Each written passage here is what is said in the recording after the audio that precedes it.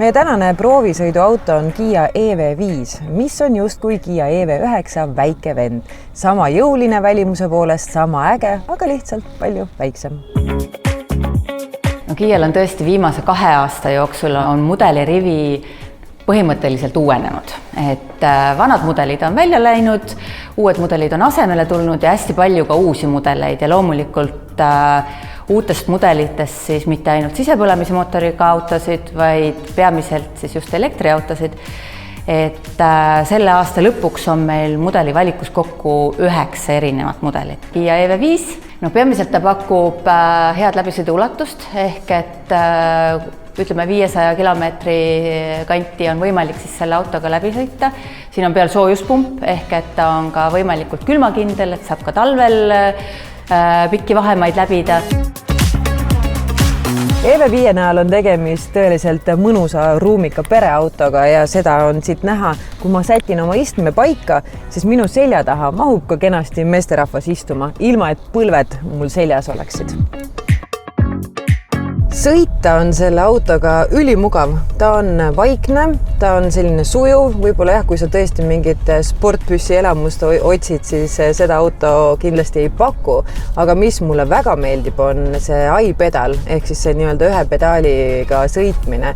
See põhimõtteliselt auto sõidab sinu eest. Nii et vaatamata sellele, et tegemist on suure ja ruumika autoga, ta on vaikne, mugav ja hästi hea manööverdamisvõimega. Kia on alati suurt rõhku pööranud ohutuse poole pealt ja nii kui minagi siit parklast välja sõitsin, siis auto kohe andis teada, et ees on auto tulemas. Ta mitte ainult ei andnud alarmiga teada, vaid ta hakkas ka rooli väristama, et sa jumala eest ikka seda ohtlikku hetke maha ei magaks, nii et väga väärt lisa. Ma näitan sulle midagi ägedat, et Kia Connect äpist saab autot ise liigutada, et nagu mudelautot.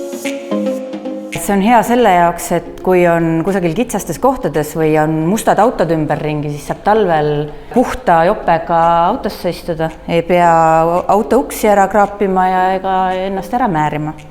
Ja auto tunneb tegelikult ära ka teemärgistust, et kui siis näiteks parkimiskohta on vaja sisse sõita, siis tegelikult auto tunneb ära parkimiskoha jäljed ja suudab ka siis pöörata siis parkimiskohta, et see ei pea olema nagu täpselt õigesti ennem ära pargitud. See autosse sisse istudes ütleme nii, et kohe sellist tohutut üllatust ei olnud, tuttavad ekraanid on olemas ja mis mulle väga meeldib, on loomulikult need nupud. Mõned asjad siiski võiks jääda nuppude alla.